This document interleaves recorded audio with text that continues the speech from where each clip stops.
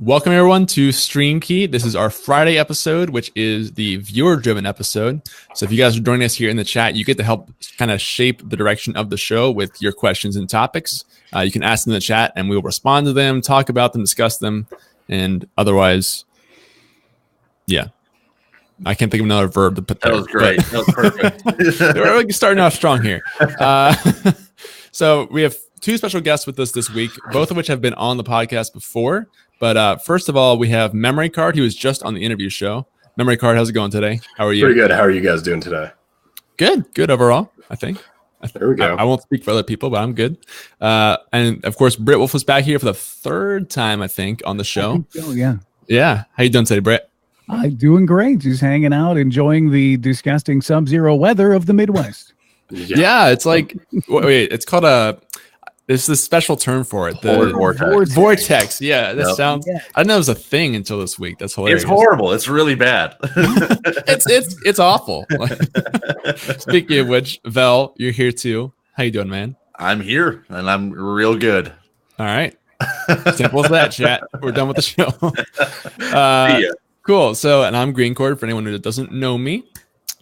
First of all, we like to start off the show with news that happened over the last, well, it's been 2 weeks because we missed last week due to some special stuff.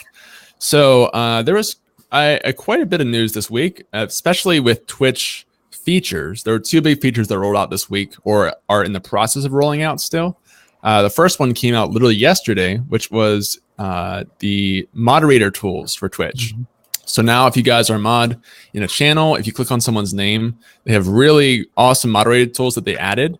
You can see all the messages that people have sent in the channel before. You can see how many times they've been timed out, they've been banned, and mods can actually leave comments now on users for each other to read, which is really, really useful. Real quickly, have you guys had the chance to experiment around with this with your mods at all and maybe talk to your mods about it? Anybody? I haven't brought it up with them in our Discord. We don't get very much trolling in our community, partially probably because of the time of day that I stream, which is mornings. We don't get a lot of like the obnoxious kid crowd that want to come in and harass streamers mostly. So I did bring it up, and it seems like a useful tool, but I don't know how useful it's going to be for us because, frankly, we don't have to do a lot of modding.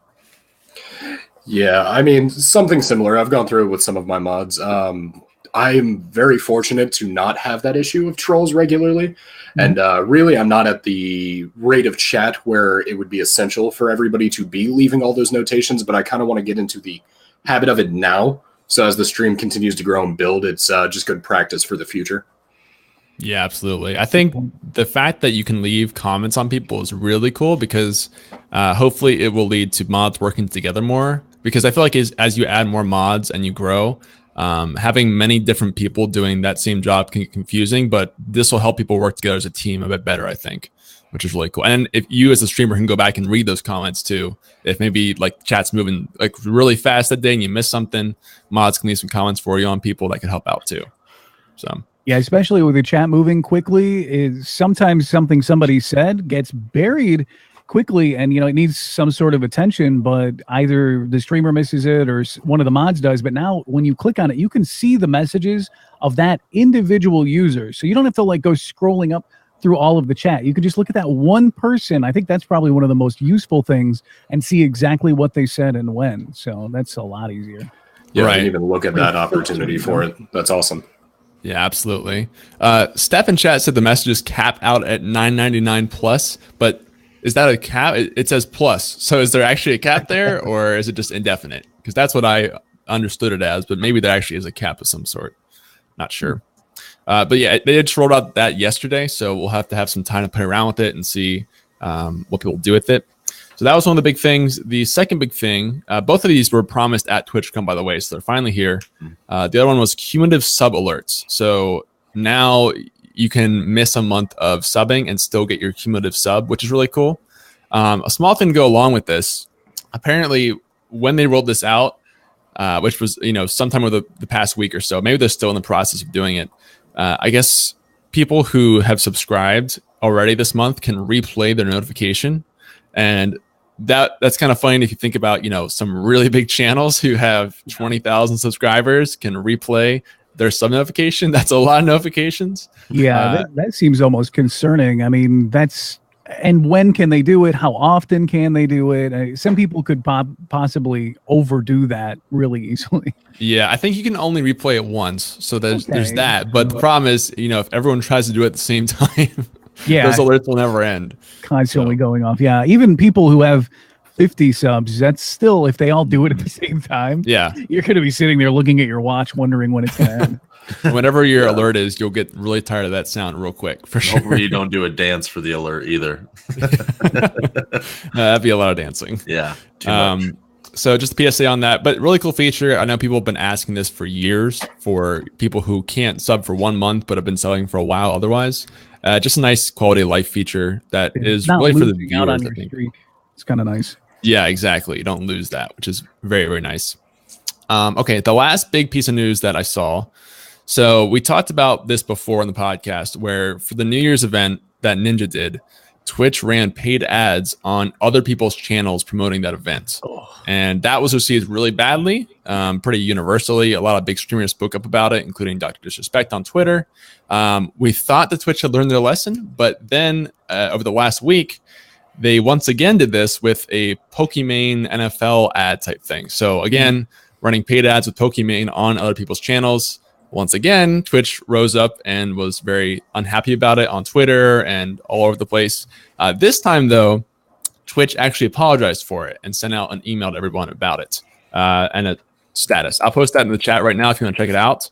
But yeah, they made basically a formal apology saying that we're sorry about doing that. We've heard you. We're not going to do it again. So yeah, it's a really bad idea. I'm surprised they even thought it would be okay in the first place. It's like, one network advertising another network. Could you imagine Fox being like, "Hey guys, go watch ABC shows. Don't watch this one. Go." It's kind of what it's like. Yikes. Yeah, it's almost streamer, but don't go watch Pokimane instead. Right. And I think they kind of used the mask of a separate event to kind of make it look like, no, this isn't what we're doing. And I think the fact that it went on to the second attempt might have been them just kind of trying to gauge whether it was just the Ninja hate train going on with it or what it was. But regardless, it's just a poor idea, and Pokimane actually responded to that at the event just real briefly. I don't know if you guys saw that. I didn't actually. What'd she say? Yeah, it was something along the lines of, you should be happy for any streamer branching out into expanding the industry. Kind of that, everything you would expect from somebody in that position, basically, because you're not just going to be like, yeah, I suck. You know what I mean? Yeah. See, that's sort of the similar argument that Ninja made, but the problem is that that's not the issue, right? Like, no one's having an issue with people trying new things as streamers. The issue is that Twitch is driving people away from other streamers to do it.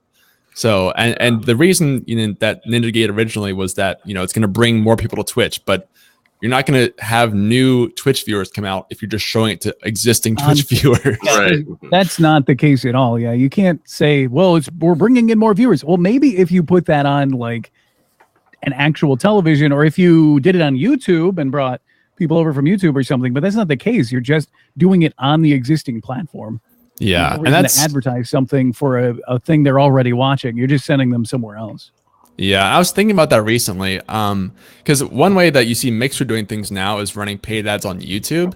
I don't know that Twitch has that option because they're a competitor basically at this point. So YouTube might be like, well, sorry, you're not allowed to run ads on our platform. So they're kind of stuck now. And I'm sure they can't do it on Facebook either because of Facebook streaming. So they're kind of hitting this point where it's going to be tough for them to grow with paid advertising. Even Google might limit them because that's still the YouTube banner. So yeah, it could be they're kind of desperate and looking as this is a way that they can do something at least to drive traffic somewhere. So I don't know. But maybe going to traditional TV would be the way to do it. Maybe they'll be blocked there too. Who knows? That'll be a big issue for them to solve going forward, I think. It's just one of those concepts where it's just, why would you take my viewers? Especially if you're not a partner, you don't even get any of the ad revenue out of it. So like there is literally zero benefit and only negatives to this. Yeah. I mean, there's pretty much only negatives to ads on our channels as affiliates in general, let alone when they're like, hey, go check out another streamer. Yeah, absolutely. Cool. Well, that was most of the Twitch news that I saw this week. If I missed something, guys, please let me know because there's a lot of stuff. And like I say, usually, okay, two things. first of all, Twitch likes to release news during this show every week for some reason. So if you guys see something pop up, please post it in the chat, because I don't know why they always do that. But secondly, they post stuff all over the internet. They have like a blog post and then a Twitter and then their emails, and then they don't put it all in the same place. And so if you see something, let me know. Okay. With that said, we'll get into the viewer portion of the show. So if you guys have questions or takes for us, tag us in the chat and we'll discuss that topic. We have a few viewer requests from Discord and Twitter to go through before I do that. First one was from a Twitter follower, actually, called Weeknight Heroes. What's up, Weeknight, listener of the show? So basically, his point was that we talk a lot about how bad follower for follower is, follow for follow, but we haven't really explained it that well. So maybe going back to like a new streamer who is just getting into it, who, you know, sees follow for follow everywhere. Why would you guys, on a more basic level, that's not, don't do it, it's bad. Like, why should we actually not do follow for follow? What's the downside to that? It doesn't do anything. Really, what you're expecting is that this is somehow growing your stream, but really it doesn't do anything. You're just a bunch of streamers following each other, but they're not actually viewers or like really following with any intent to likely come back to your stream. So yeah, it makes your follower number go up, but doesn't grow your community, doesn't help you, doesn't in any way tailor the community into a way that you would want. And how do you know that those other streamers are anything like you? Why would you want to follow them, and why would you want them following you? What if it's people who have really nasty toxic behavior or something? What if it's one of those people that, you know, are constantly yelling at their viewers or something? Do you want to be associated with that? So at the best case scenario, you're bringing in people you don't probably want, but you know, worse, it just doesn't do anything for you. That follower number doesn't mean you're a bigger streamer. It's about, you know, consistency in your programming and people who want to be a part of your community, not just on your list of followers. So it's a waste of your time and your effort, and it doesn't grow you at all. Well, and we touched on this briefly in our last podcast together, Green. The follower number, as far as all the metrics on Twitch go, is really probably the least important one on there. The concurrent viewers matter significantly more. And if nothing else, if somebody looks at your stream and you've got thousands of followers and, you know, 5 people out there, it just makes you look bad or washed up or like you're a dying channel.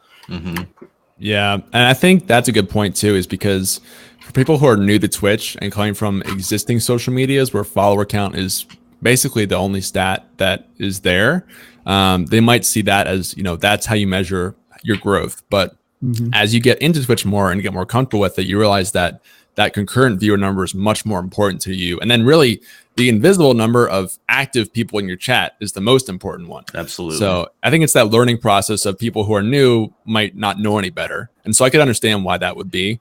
So I think I want to thank, was it Weeknight Hero for bringing this up, because I told him myself, you know, we meme about it a lot on the show, but I don't think maybe we do the best job of telling people why it's not a good thing to do. Vel, do you have any other thoughts on follow for follow? No, I think everybody kind of nailed it. I mean, it's just number padding, but it's a number that doesn't matter. Just focus on harnessing your stream yourself and like growing that and being a better streamer, entertainer, and meet people. Actually try meeting people and make those connections, and maybe they'll follow you. And if they do follow you because of an actual connection, it'll be much better than just, hey, follow me, I'll follow you. That won't do you any good. Yeah, one thing I will say that I've thought about a little bit is follow could be helpful. Follow for follow could be useful if you're really trying to get to affiliate and you just want to get there as fast as you possibly can. Theoretically, yes, you can use that to get affiliate faster, but really long term, like it's going to be better just to focus on engaging chat and building up a community, because that'll come soon enough anyway. Like it's not going to take you a long time to get to 50 followers if you focus on just growing your active viewers. So yeah, even doing that, if you're like rushing to get to affiliate, why are you even rushing to get to affiliate? Because, well, you're thinking I can make some money finally as an affiliate. Yeah, but if you've got 50 or 100 people that did a follow for follow, and maybe you got that somebody to watch you and you got your 3 average or whatever to get affiliate, you're still not really going anywhere. It's not benefiting you if you've got 100 followers and 0 to 1 viewers.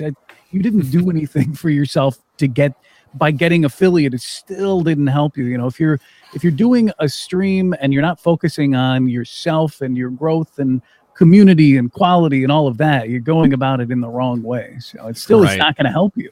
Just getting affiliate doesn't actually mean you're successful at all. Yeah, the concept of can earn money is, I think, tempting to a lot of people, but can definitely does not equate to will. No. And I mean, if you spend your time getting 50 genuine followers, then you won't even have to look at that 3 average viewers. Like you know, far exceed that probably by that point. So it's just, there's so much better uses of time. Yeah, for I sure. mean, that's a great point. Like, there's no point in getting to that mark where you have the option to sub if there's no one to sub at all anyway. Right. There's a huge difference between growth and organic growth. Huge difference. And you want to go for that organic growth, and it's worth taking the time to do it. Absolutely agree. Cool. Well, that was a question from, again, Twitter. That was Weeknight Hero. So thanks for the question, man. And I just want to say quickly, if you guys listen to the show but can't be here for the live shows, you're more than welcome to ask us questions on Twitter, Discord, email, whatever. We will ask those on the show if you can't be here for the actual live thing. With that said, let's get back into the viewer chat. So again, guys, if you are watching right now, tag @TRUgaming in the chat so we will respond to your question. This is, again, a podcast, so it's less of interactive and talking to chat the whole time, more of talking about certain messages, and we kind of hash it out in the panel. So promise we're not ignoring you, chat. Hang tight. Question I saw was from Friendly Neighborhood Vlad, who said, do you feel that plateaus are normal occurrence for streaming? What do you guys think? Absolutely. Yeah. You're going to have plateaus. You're going to gain random viewers, and you're going to lose random viewers all the time. Like, you're going to get, like, it's so up and down all the time, and you just got to push through whatever it is. It happens to everybody. It's like an unexplainable, unavoidable thing. Yeah. Don't take it personally, because what you have to remember is that Twitch is comprised of individuals. Twitch viewers are individuals, and it happens all the time in my community. Where I'll see somebody very regularly for, maybe a month, and then suddenly I don't see that name in chat very often. But then, maybe 2 months later, they come back and they're like, hey, and, you see that person, and I always recognize it. I'm always excited to see people that I'm familiar with coming back and, hey, what have you been up to? Oh, well, I had to get a new job, or my car broke down and I put in overtime, so I couldn't make your stream. No problem, buddy. Just glad to have you back. But those personal things, they happen to people all the time. It's not really related to what you're doing. So it's something you just have to really try to focus on not taking it personally, because it's not. Everybody just has their own lives that they're busy doing, and maybe they can watch you at one point and not at another. So it's hard to say that, and it's hard not to take it personally, because you always want to grow and you always want to be focused on doing the best job you can. And when you see that kind of level off for a little while, you're like, oh, what am I doing? Did I do something wrong? Is my content suffering? Did I pick the wrong game? Am I boring? And all those thoughts come to your head, but just take a breath and sit back and try to remember it's not anything that you have done. It's just the natural ebbs and flows. You'll even see seasonal plateauing that happens to everybody. Summertime, there'll be these huge jumps for people sometimes in like July. Kids are out of school, college is out, so you get huge viewer spikes. Maybe you get sub gift spikes and stuff like that. And then everybody's got to go back to class, so it's going to flatten off. So there's seasonal stuff to keep in mind too, and just focus more on what you're doing and try not to take it personally. It's hard, it's hard not to do, but try.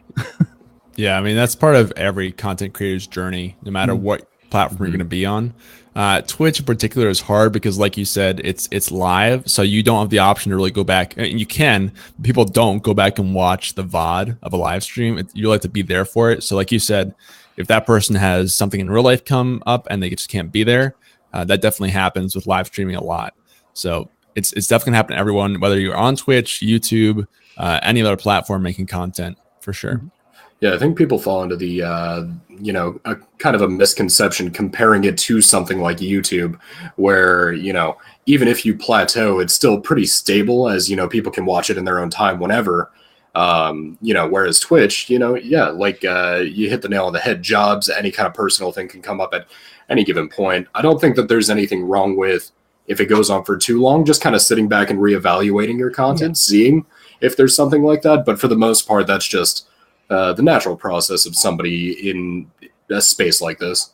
That's a good point. I think looking at your metrics is really important as a streamer, to go in and look at the broad ones. Don't look day to day and say my numbers today were up, my numbers today.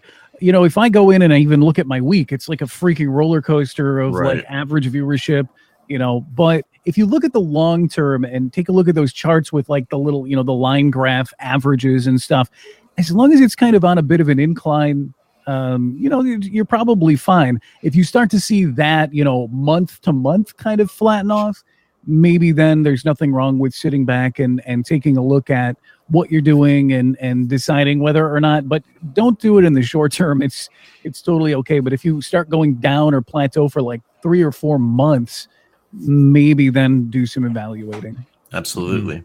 Yep. Great question, Vlad. Thank you for that. And actually, I'm going to springboard off a question while we're waiting for more chat questions. YouTube, because we kind of touched about that with this question. Do you, so we've talked about it with Vel a little bit, but MemoriiCard and Brihtwulf, do you guys use YouTube right now for content, or what's your history with YouTube? So I use YouTube when I'm inspired to do so. I used to daily upload for a long time. I've got over 1,000 videos unlisted on my channel right now. Since I went through the rebrand, I have decided to be a little more picky about the quality of what I upload to YouTube, and I don't want it to just be stream highlights or, you know, nothing different. My YouTube's all over the place. I barely ever upload. So, for instance, about 3-4 months ago, I uploaded a top 10 things you probably didn't know about Dragon Ball, 100,000 views. I uploaded a Blackout video, 16,000 views. I uploaded another random BO4 video, 1,000 views. So it's all over the place. But that's really just based on my inconsistency. Right. Do you see a lot of people who join from YouTube that mention it at all? I've had a couple here and there. It's when I make more stream related content and I've got my stream plug down below, then I tend to see that. Like when I posted just the what I did for the Black Ops 4 video was just a random class generator. When I did something like that, people were more prone to come out than when I was to create other kinds of content. Gotcha. Britt, how about you, man? Have you dabbled in YouTube? Yeah, I use YouTube for a very specific purpose. I don't do a lot of like highlights, and I never do daily uploads because most of what I play tend to be never-ending games, if that makes sense. So my focus is typically a lot on survival genre and MMORPGs. So those games don't really like end for the most part, and uploading all of my content every day would be not only a lot of work, but I think kind of doubling up too much on what's already there on Twitch. So what I use YouTube for is specifically major releases of games, like updates that I play, or brand new games that I'm doing maybe a first playthrough on or something like that. So I've done, there was a game called Mutant Year Zero that came out, and I did a full playthrough of that one specific game. But I don't do daily uploads, and I don't do lots and lots of stuff. It's just for a very specific purpose of, you know, chosen content only. So I'm not either overdoing my own work or spamming my YouTube channel. But I mean, it can be useful, and I get a decent amount of views, but it's just an accessory to grow my Twitch rather than attempt to kind of double dip and be a YouTuber / Twitch streamer. I don't use it in that sense. Right. I bring that up because I think a lot of people who are on Twitch probably know they should be using YouTube, but don't know how they should use it or what to do with it. So it's helpful to get some different perspectives there, because I've even been thinking about that a little bit myself lately. You know, whether it's better to try to put out something, just exporting your streams to YouTube to get something out there, or to put out more infrequent stuff that's more high polished. I think highlights are probably the better idea, especially if you're not necessarily accustomed to doing a lot of YouTube, or it's not something you typically do. I think for the starting person, is highlights are going to be the better way to go. Gotcha. Yeah, and Snoop Hogg in the chat just hit on a perfect point. If your primary focus is Twitch, then yeah, I would use YouTube as if it's like a business card, as just kind of a front invitation. Right, it's like, here's my channel. Yeah. This is what it's like. That way you can say, like, you can give them a link for the video. That's pretty. Yeah, I never really thought about it like that, but I like that a lot. That's really smart. Yeah, good point. Sorry, I was dropped out for a sec there to refresh my video. Should be back on track now. Sorry about that. Yeah, it looks better now. Sweet. Cool. Well, just curious about that. Guys, we're pretty wide open for questions right now. So now's a great time if you have a question about your own channel. If you're struggling with your schedule, don't know what game to play, want to ask about playing with viewers or friends, that's a really big popular one. Now's a good time.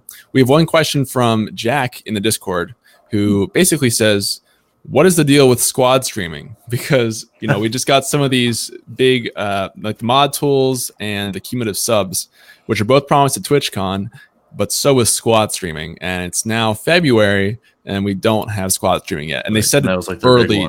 Yeah, they said it early this year. So what do you guys think about squad streaming in general? Do you think it'll be soon? And do you think you'll use it?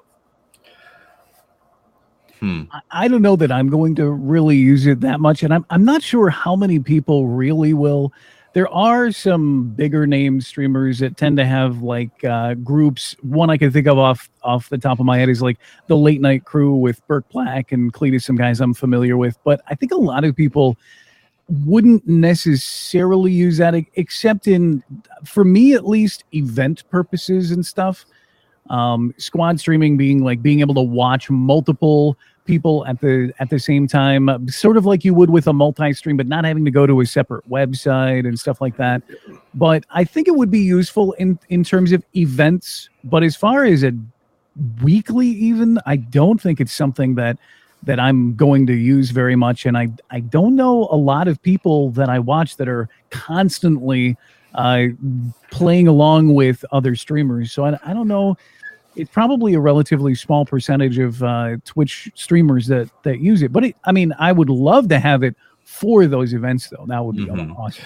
Yeah, I think it would be an awesome quality of life update. I mean, I don't typically stream with other people. That being said, I do have exceptions to that. I, for instance, streamed Kingdom Hearts 3 on midnight launch with somebody else doing a cooperative kind of stream, just playing it, you know, casually together, experiencing the game and whatnot. And, you know, it's kind of a pain having to send viewers to a different website to watch both of our perspectives on it, especially because that's just not something that works on mobile. So if that was implemented, that'd be really, really a cool concept.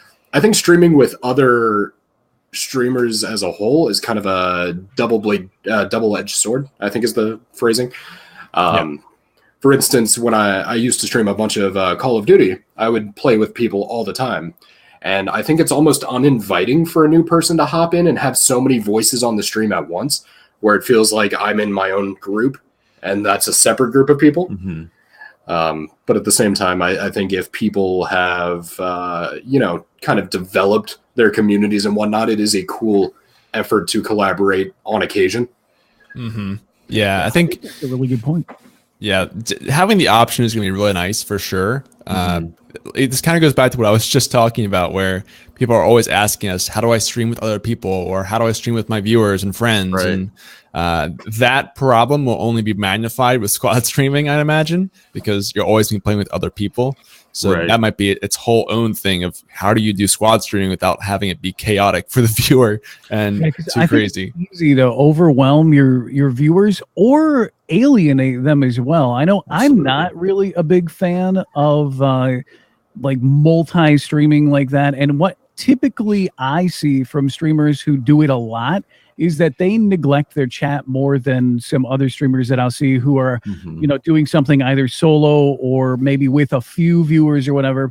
I don't really like to go into streams where it's 8 guys in a Discord just constantly talking and basically the chat gets ignored, my questions get ignored. So that's the downside that I see with multi-streaming or playing with lots of your friends live can be you know, a turnoff for viewers like me, because I'm not only a streamer, I also watch a lot of Twitch, and I don't like to go into streams like that. I'll typically go somewhere else. Right, for sure. That's a very difficult thing to accomplish, is successfully streaming with other people, because like you can get along with them really well, but they might not necessarily make sense to stream with, just because they might talk a lot more, they might be louder. There's a lot of different factors, and you got to be very picky with who you stream with for sure. It's tricky. Yeah, it is worth mentioning, just as a brief spin-off of that Twitch Sings that they advertised a lot at TwitchCon. It doesn't allow anybody but the broadcaster to be in it currently, which is just shooting yourselves in the foot, in my opinion, because I'm trying to set up something for that. But that's a side conversation entirely. I think Mixer has a great multi-stream kind of implementation currently. I think I heard Snoop talking about that before. I found a fun way to do Twitch things, by the way, with your community. If you give them your link and get them in on it, the best way I found is to have the other people record a duet at any time they want to, and then you as the broadcaster go in and complete the duet, which now has the original music, the other person's voice, and so now you're singing along with it. Now they're not doing it live. For bandwidth reasons, I don't think Twitch Sings can ever do that, but somebody can record their portion of it, which I did with several of my viewers, and that was actually really fun, where then I was doing duets and everybody got to hear the other person singing as well. So as long as they do it first, upload it, and then you kind of follow up, that can actually be really cool. I've had a lot of fun with Twitch Sings with the handful of people that have gotten in. So if you want to like that loophole. We'll do it. We'll do it. Yeah, I saw Britt doing that Twitch Sing stuff. Yeah, it was pretty cool. Yeah, very cool. So for anyone who is curious about the Mixer squad stream, go back to that for a sec. Mixer currently will merge the channels of people who are doing that squad stream, which I think is a really cool tool. And I think, so I kind of hope when it comes to Twitch that it does the merge chat. We don't really know what they'll do because they haven't really released a lot of the details about it. But I think having two people doing squad streaming with a merge chat would be like the perfect collaboration tool, because two people, if you find another caster who's kind of works with you, is not too crazy for viewers to understand. And I think it'd be a really cool way for both streamers to benefit from that, and for viewers to interact, because maybe you could have like your channel badge in front of your name when you're in squad streaming. You could have like little battles in the chat between both communities. I think it'd be pretty cool. So I think that's going to cause people to definitely need to think very carefully about who they're pairing up with too. Right. You know? So you're going to have to make sure that your communities are kind of compatible in a way. If you take somebody who's like high energy, hardcore, loud, and then you put them with somebody who's like got more chill people, or like a mature crowd with a bunch of people who like have kids watching them, you'll have to make some really careful decisions on who you pair up with there. So that'll be really interesting in trying to figure out the right way to use that tool without actually harming your community, because you could easily screw things up, I think. Oh, yeah. Yeah, I think there's a perfect balance of brought up. I think that if that's the case, you're going to have to really be careful. Yeah, I think the community is a great point. But as well, just to further expand on just meshing well and matching the level of whoever the other content creator is, I think that there's a perfect way to contrast that, as well as you got to be very careful, though. You either want to be very similar or find a really good balance of contrast between you and the other person streaming. Because, for instance, you look at the YouTube channel of Game Grumps, they do streams, and they very much, whether it's personas or otherwise, they have very different personas on there, but they mesh really well in contrast to each other. Yeah, for sure. It goes back to the same thing, right? You got to find the person to be right for that. But yeah, I think if Twitch builds that option for you, it'll be really cool. 'Cause, it's in your hands to find the person, but as long as Twitch will let you do it, that's what matters, in my opinion. Yeah, it's a good option to have. It'll be interesting from our perspective as the streamers trying to figure out the best way to utilize that. But having just the option available would be really awesome. And then you are allowing those communities to kind of mesh together. If you find somebody that you connect with, you could really grow your communities probably pretty quickly when people are like, oh, wow, hey, not only do I kind of like this streamer, but I like these people that come into their stream too. And, maybe I'll watch more of them. And, they can really share a lot easier that way. Yeah, I think collaboration on Twitch is pretty underused right now because it's not the most intuitive thing. So this would be a really cool way to encourage that and make people want to try it more, I think, for sure. Cool. Really quickly, I totally forgot to mention one piece of Twitch news that came up. This one wasn't official news as much as something that was going around on Reddit. Basically, I guess one Twitch staff member did some anonymous cheering in a channel this week. So anonymous cheering is coming or already here. I'm not totally sure on that, but you'll be able to cheer anonymously, just like you can gift subs anonymously and things like that. So that's cool. But he also said in that chat that there are big changes coming to cheering later this year, which is really vague. but a couple people think that it might be the way that Mixer has their, was it Sparks system, where you earn points over time and they can use them to support the person financially just with time, essentially. Again, this is all just speculation. We have no actual proof that's coming, but basically Twitch is considering how to do more with bits and cheering, which is cool. That would be awesome. Right now, if you're in the US, but the problem with part of the problem with this is it's US only. You can watch bits or watch ads to get free bits, which some people utilize, but I feel like it's probably underutilized. And on top of that, it doesn't apply to people who live in Canada, Europe, etc. So for people who stream like very EU friendly hours like myself, half my viewers can't even use that system. So it kind of sucks. But I would love to see maybe if they transitioned away from giving bits for ads and just started using a system similar like the Spark thing, just rewarding people for watching over time. That would be awesome. And they could just take away from the ad thing because it's fairly underutilized and doesn't benefit all of the rest of the world that's outside the US. We like to think we're the only ones, but there are other countries out there. Right. And further than just the fact that it's underutilized, I actually try to watch ads somewhat frequently. It's just, a nice free way to go support other streamers, show a little bit of love. I like to spread the bits around as if I have money. I don't. But it very rarely will actually even let you watch ads in a lot of scenarios, as well as the differing ad rates for bits between mobile and PC. It's just very not intuitive. It's not a very well laid out system, and I think it's very viable to see something similar to the Spark system come into play. It would actually be a really cool option. I know I was talking to somebody the other day that's a friend of mine currently stationed out in Japan. They have a lot of streaming platforms out in the Asian countries that are they do similar things, but it's really almost like a salaried streaming service based on how many viewers you get, more so than based off of community support. So I think that there's definitely a back end way to do that. Now, I'm not a businessman, so I don't know the ins and outs of it, but probably similar to what they do for partners here, where you get a portion of ad revenue. Affiliates don't get any of that, and I have no idea. I'm not a partner, so I don't know how many like ads give you what kind of income or whatever. But I'm sure if they did something like that with the ad revenue, just some little rebalancing and redirecting, it could work out similarly. Well, fortunately enough, it looks like we've got a partner in the chat that says it's very minimal. Okay, so it's not a lot for ads. All right, yeah. And I'm sure similar to YouTube, it fluctuates with the time of the year as well as everything else. It's just, I don't know. It would be really cool to see a system in place like that because of how many people regularly will. I mean, in my stream specifically, I can say that there's 10 to 20 people that have told me just in the last 2-3 months that they would like to support me, but they don't have the extra income. Yeah, for sure. That's going to be in every channel for sure as you grow more people. So hopefully we'll see something come out of that. We're not sure. They just said later this year, and Twitch isn't always the best with time frames, so we'll see if that happens or not. But they're working on something. So whenever it gets announced, we'll be talking about it on here for sure.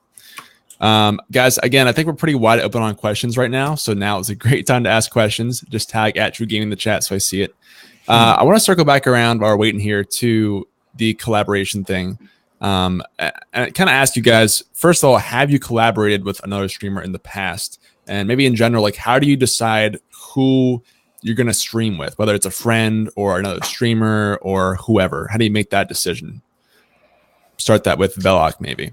Man, it's tough. So it's you got to make sure you're watching the other person's stream first and just see how they are. Like Britt was saying, you don't want to be like, if you're a high energy streamer and you're like thinking about streaming with someone who's low energy, that's not necessarily going to work very well for the low energy streamer, just because you're going to be talking the whole time. You're going to be very loud. You don't want to take over anybody's channel. That being said, you want to make sure that nobody's looking, or that nobody looks like they're going to be taking over your channel. Not to say people are trying to take your viewers or anything, but it's like if someone's taking all of the audio, like that's huge. Like if I'm sitting there on a stream and someone's talking the whole time, but I'm trying to stream, it's not going to work out for me at all. Absolutely. There's some balance to strike between are you using push to talk or are you sharing audio equally and stuff like that. But I think most importantly is, like you said, watching the other person's stream, being familiar with them and making sure that like there's somebody who's going to fit with you in one way or another. I've done collaborations with a few different people, and it's always got to be that somebody fits with, you know, the type of, for me, important qualities are things like just a positive attitude. I won't typically stream with somebody who yells a lot at the game and or like yells at their viewers and gets like angry or aggressive. That's stuff that I completely stay away from. So you choose who fits with you. Somebody fun and engaging. And there's different levels of communication going on. There's somebody that I've collaborated with who doesn't do a lot of talking. So my thing when I streamed with him was asking him a lot of questions and almost like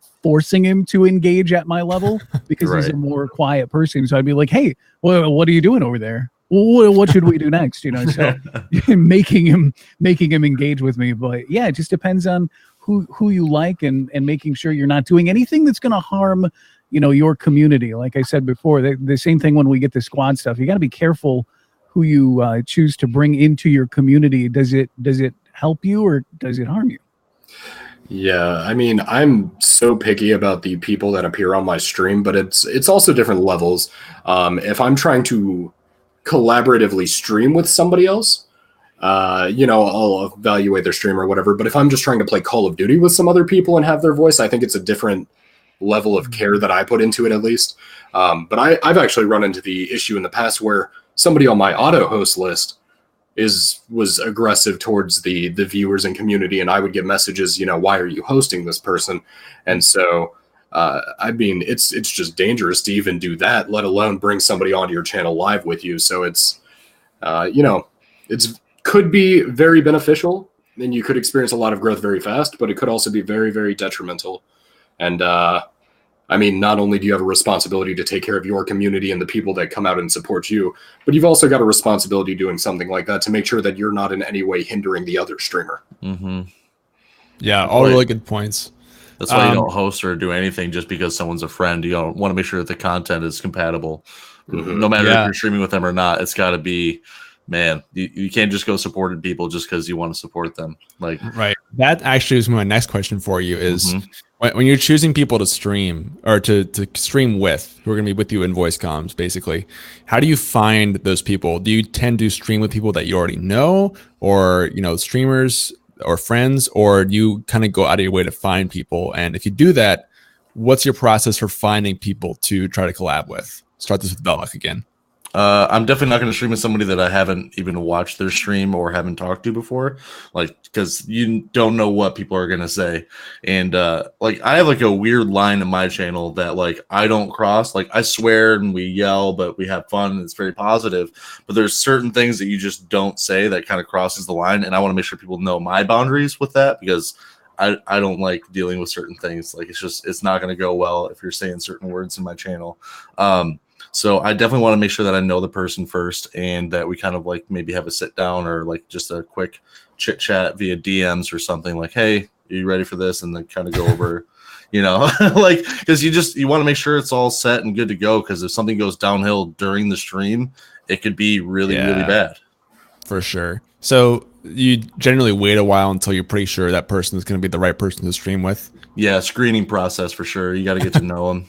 I get to the Veli TSA checkpoint for sure. I don't think there's any other way to go about that. I think if you can easily get yourself into so much trouble streaming with random people. I mean, I've even had a couple of issues in the past where I allow subs to play, because like I said, I play a lot of multiplayer MMO and survival stuff, and the rules on our servers are so that we don't get overwhelmed. Subs can come on and play, and I'll typically allow them into the in-stream audio channel. But I've had just a couple issues in the last year or so that even like a sub would come in and start acting in a way that I was not very happy with. Most of them kind of know what to expect, but occasionally you get somebody who just doesn't quite get what they're there for and causes a little bit of trouble. So yeah, you kind of, especially if you're going to do it regularly, or if it's for like a full stream and not just like, hey, come join me for a brief card game or something, you've got to know what's going on, or it can go badly. Right. For sure. Yeah. I think everybody in here is definitely old enough to remember the glory days of internet gaming, where nobody was accountable for anything they said, and most people around right now would not have done well in those lobbies. And I can definitely let some toxicity fly when I'm playing on my own time, Call of Duty or something like that. But there are a lot of people that I'm finding really haven't grown out of that stage, Right. and especially at the more, I don't want to say smaller, but earlier stages of streaming. There are all different ends of the spectrum on how seriously people are taking it.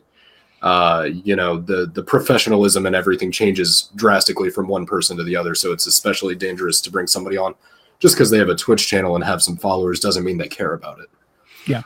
Right. Absolutely. Yeah, there are a lot of people out there streaming and just basically turning on a camera and playing a game, and there are nasty people in various communities out there, especially if you get into some of those like competitive shooters and stuff. I've heard some pretty nasty commentary come out of people's mouths, some stuff that would probably even be bannable on Twitch. So, Right. Oh yeah.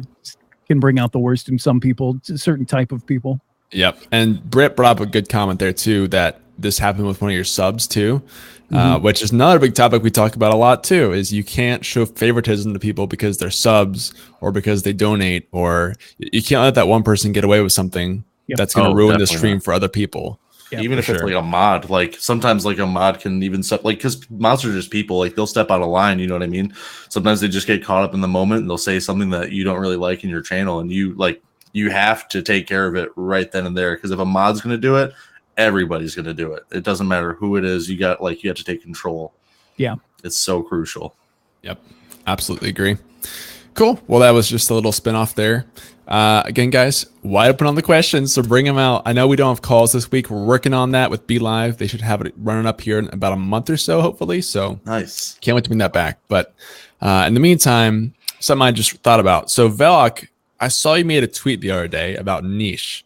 Do you remember exactly what you said in that tweet? Yeah, kind of. Basically just talking about how, like, people like to stress about, man, like, what's the thing that I do differently? Like, why can't I be like the next Dr. Disrespect? Because he blew up really fast, like, because he had a crazy new thing or whatever. And, like, you don't necessarily need to be super different in order to be different on Twitch. Like, you being yourself is different. Like, there's no other Velox on Twitch, because, like, I'm a super loud, happy, I swear a lot but not too much kind of guy, you know what I mean? Like, just be yourself, and then, like, that's all you got to do.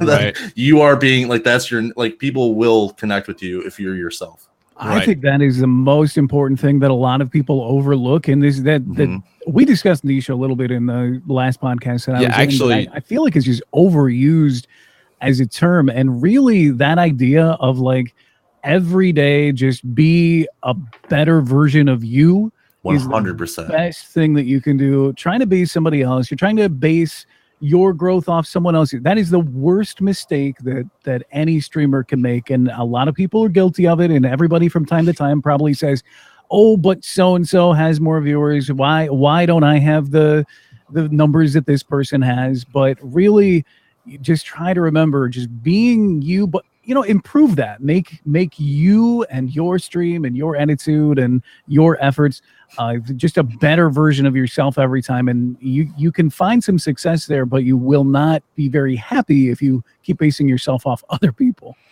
Right, absolutely. Yeah, I actually brought this up because Britt was on this podcast to talk about niche. So I thought it was funny that Vel had made that tweet this week, and we have you both here today. So thought I'd bring it up to get some discussion going. MC, you have any thoughts about niche in general? Yeah, I mean, I think it's definitely a good thing if you've got something clear to you that is different than other people to go after it. But I think the only time that it's worthwhile being anything other than genuinely yourself is if you are committing to being that persona always. If you are a Dr. Disrespect, if you are the Twitch streamer Captain Jack Sparrow, if you are, one of those people, then do it and go with it. If not, it's just too much effort, too much stress, and really people can tell if you're being fake on the internet. It's astonishing how quickly people can read right through that. Yeah, especially with Twitch, right? That's one of the things I love about Twitch is there's no editing, there's no polishing, or you can't do it for 8 hours, that's for sure. So yeah. I love the that. people that are out there with, fake reactions to stuff and overreacting, and that works a little bit on YouTube, and it attracts, I think, mostly kids kind of quote unquote fall for that.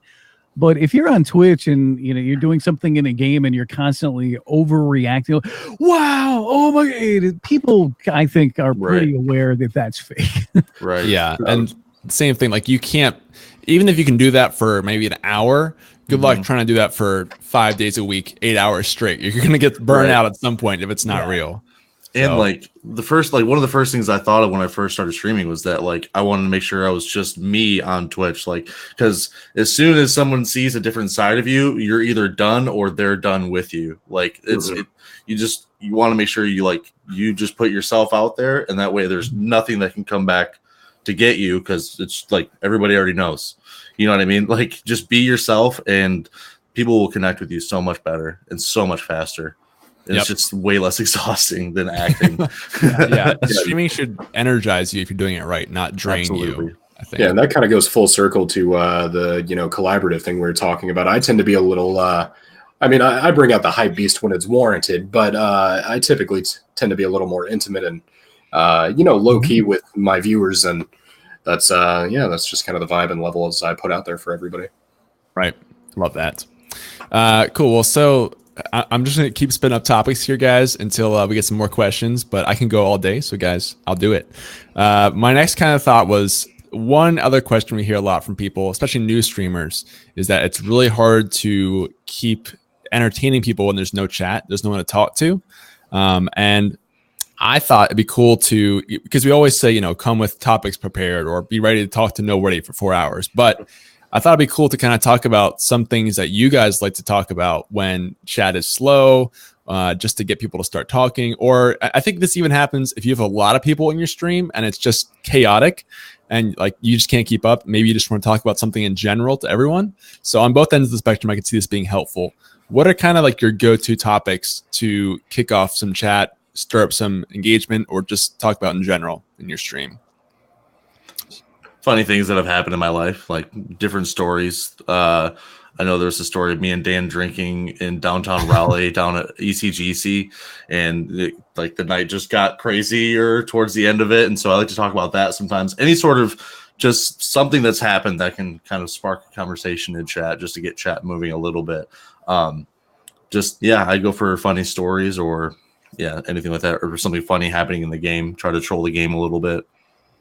Absolutely. Britt, what do you try to go to usually? Okay. Well, I do this a little bit differently than other people probably do. I already talk a lot. I'm used to talking. I do it professionally and stuff. So I'm used to talking a lot, but if I end up with some silences and stuff, I do stuff that maybe other people think is weird. Like I will sing to myself, or I do like silly voices, and my subs and I pick on each other in the chat a lot.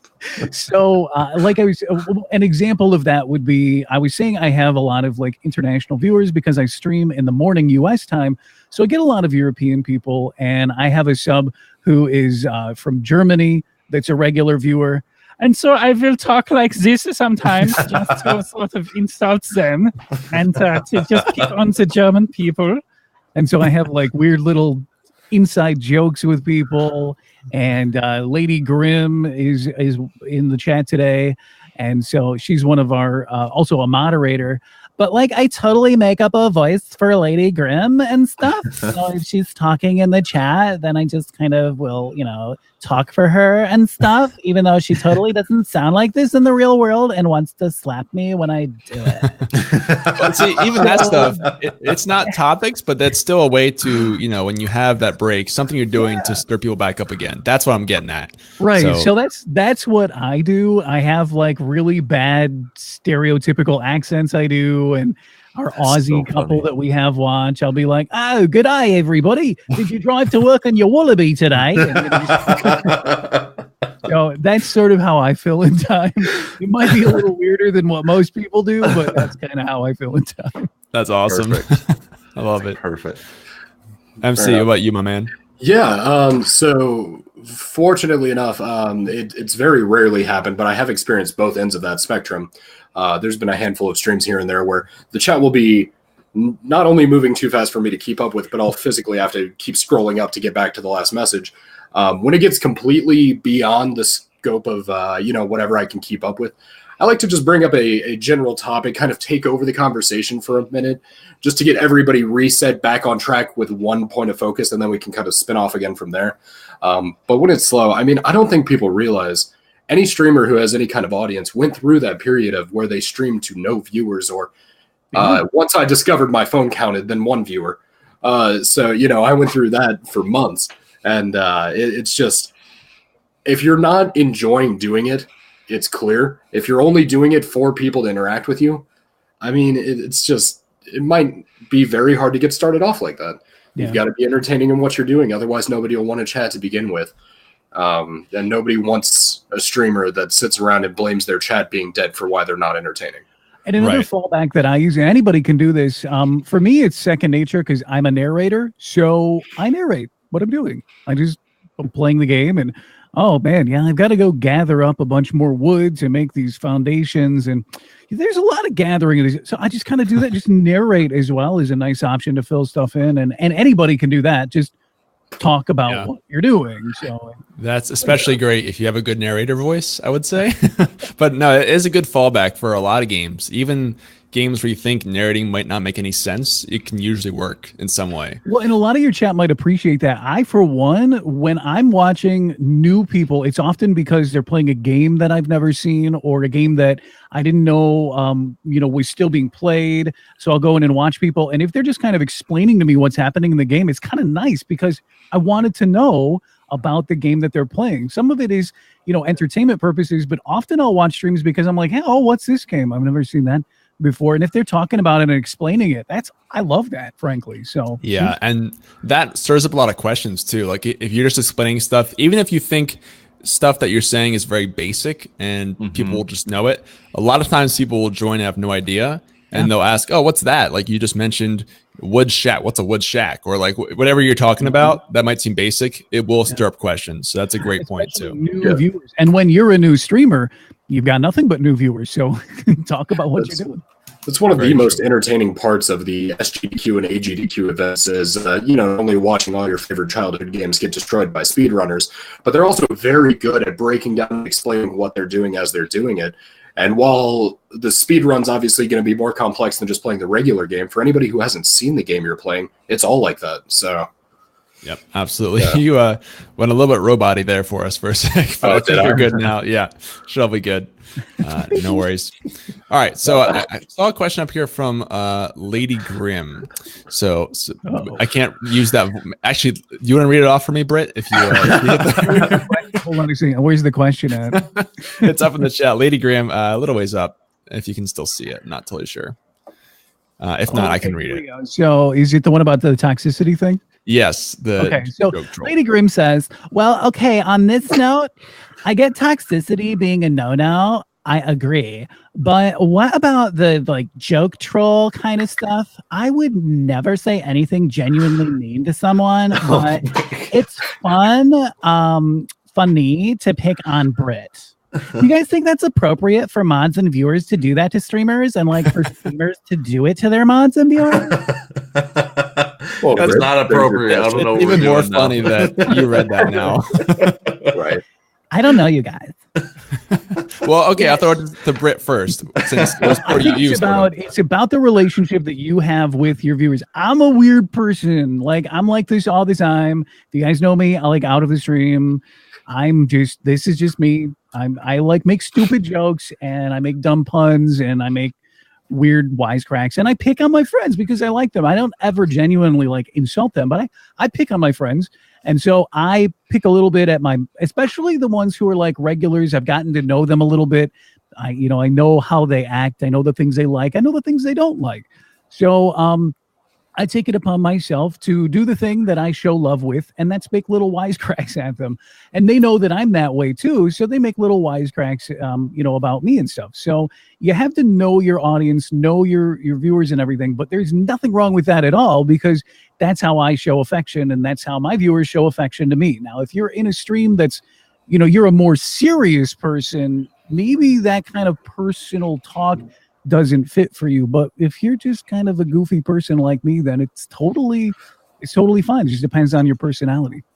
Yeah, absolutely. I think, like you said, it all depends on your personal brand and channel, but I know this type of thing is in a lot of channels. Like, I would say the majority of channels I watch, it's just part of the environment, especially because I think it's more common for guys probably to do this, like the teasing and picking on. And there's a lot of guys on Twitch, not exclusively, but I would say that I definitely use this in my channel for sure, like the sarcastic joking and teasing and stuff. I know Vel does in his as well. So yeah, I don't think there's anything wrong with it at all. MemoriiCard, what do you think? Yeah, I mean, I think that inherently there's nothing wrong with it whatsoever. I definitely in my stream would have a couple lines set that I would hope that nobody would cross. My son being the major one that stands out to me, obviously, but I think that especially once you build that kind of rapport and that connection with your audience, then it becomes very easy to do that jokingly. And as long as it's very apparent that it's a joke, then I don't think there's any harm whatsoever. And I think it really builds more of a connection than anything else. Yeah. And it definitely depends on how well you know the other person too, right? If you just walk into a stream and start throwing out insults, it's probably not gonna be so great. But I mean, it also depends on what you're doing, because I will see people do that who, I mean, they're kind of getting in on the joke, not being mean about it, but they're just kind of getting in on, chat will spam lols sometimes or make fun of the person. So it just depends on the context, really. Yeah, everybody's different, and everybody's community is different. And like you said, like Memory said, you've got different things where there's maybe a line, and people know that. I mean, for me, I had a TIA, which is a mini stroke in September. My chat picks on me incessantly about having a stroke, which is gosh, I think it's actually funny. So it's okay. They made memes about me having a stroke. Like months ago, but good on you. That's okay. It's a little awkward, but it's kind of funny, But they don't, they know they would never do anything intentionally hurtful if there was something that I took seriously. Like I can't really. I'm trying to think of something that I've ever expressed that I find this like violence or like things about children. They don't make nasty jokes and things that they know would be my line, but. Yeah, you got to go pretty far to insult me in that way. So, but you're not teasing your community though. Like, what are you doing? You got to tease your people for sure. Yeah. So, maybe not that. Like, that's wow. I've never heard of anybody teasing. That's well, but that's a perfect example of why you set the line, though, right? Yeah, exactly. So I told everybody about it. I was open and honest, and then they saw that I was making a little light of my situation, because that's how I deal with struggles. I'll make jokes about them. It was a hard time for me, but I wanted to get back into streaming. I took some days up, but then I got right back in, and I thought, this is how I cope with struggles. I might make some jokes, and they just joined right in with me. So I'm sure they did. Good on you, man. That makes a lot more sense. I saw a Chad message earlier saying #StrokeWolf, and now I'm a little bit more set back by it. That would be yikes. Mike. And that's our show. Yeah, that's my guy. Oh well, that is actually a really good extreme example of that, though. So, and I don't think we've ever had anyone ask that question. So, good question, Lady Graham. Thank you for that. By the way, we had a comment from Suchikuchi, who's that partner in the chat, mentioning back on our other topic. There is a card game called Table Topic. I can't talk right now. Table Topics. Where I guess they'll give you kind of prompts to talk about, and it's on Amazon. So that might help you kind of fill time. If you can't think of anything to talk about, just read the cards as you need to. Give you something to talk about. Interesting. Very cool. Okay, so question from NL Mark coming in the chat now. Says, I've had a ton of success streaming, but consistency is stopping me from really succeeding. I suffer from a severe anxiety, and it just stops me from going live for several days in a row. I don't know how to combat these bad days. So I guess my question is, do any of you have any rituals you do to help you get out of a bad rut? Bad days are fine, but I can't succeed with the bad weeks. Interesting. So what do you guys do when you're kind of stuck in a rut, and what are your go-to ways to help you maybe re-energized or remotivated to kind of get back into it and get hopefully out of that rut a little bit? So one thing I like to do is, like, there's this one motivational speech by Dwayne Johnson, or The Rock is his better known name. He actually has a really, really good speech. I can find it and I can link it in the Discord later, actually, if you want me to, because it's just a really good thing. On, like, he talks about reflecting on, like, where he's been and his struggles that he's gone through and where he's at now, and it's just like a really cool thing. And one of the things that he mentions in there is, like, you got to be tired of not being number one, right? You know, like, so for me, I'm just like having my past that I've had, just wanting to be better and wanting to, like, succeed in life, quote unquote. Just kind of like that. That's a huge motivation for me. So if it's difficult on any day, just kind of think about that, maybe watch that video and just kind of reflect on where you've been and where you're at now. That helps me out a lot. Is that the one where he's talking to, I think, the college kids on a football team or something? It was a professional. I think it's the Lakers. Okay. Yeah. I think I saw that one. That was a really good. Yeah. Definitely find it and put it in the Stream Key Discord, and I'll try to remember to put it in the show notes after too. Absolutely. Very cool. I like motivation speeches too a lot. That can definitely help you, but I guess it's not for everybody. How about, so Britt, when you're kind of stuck in a rut or looking for, I guess, some more motivation in general with streaming, what do you do? Well, I think that part of dealing with those types of anxieties is, what is the underlying factor there? Is it just that you are streaming? Is it expectations of yourself and what you want to accomplish? So, I mean, there are a lot of reasons that people can feel anxious about doing streams. I don't have, for example, like the public speaking anxiety that some people have. I don't have any issues getting up and talking, singing, and none of that stuff. But I do still have some anxieties about streaming based on my self-expectations. So if you're talking about something like that, where you're like, man, I'm nervous about streaming today because I don't know if I'm going to get the viewers that I want. I don't know how this is going to work. So if you have issues like that, maybe a little change up could work. Typically, if I'm running into something like that where I'm nervous about what I'm doing, changing something up, maybe like the game you're playing at the very simplest level. Let's say you're not sure about this game, and it's making you a little uncomfortable, or you're having a hard time developing content with what you're currently playing. Maybe take a stream or two and, like, fall back on, like, an old comfort pick or something, you know, a game that you can just relax at and that can make you feel a little more at ease with what you're doing. It may not benefit you in terms of, like, viewership, but it's going to benefit you mentally. So some kind of change up to the pattern can definitely be helpful.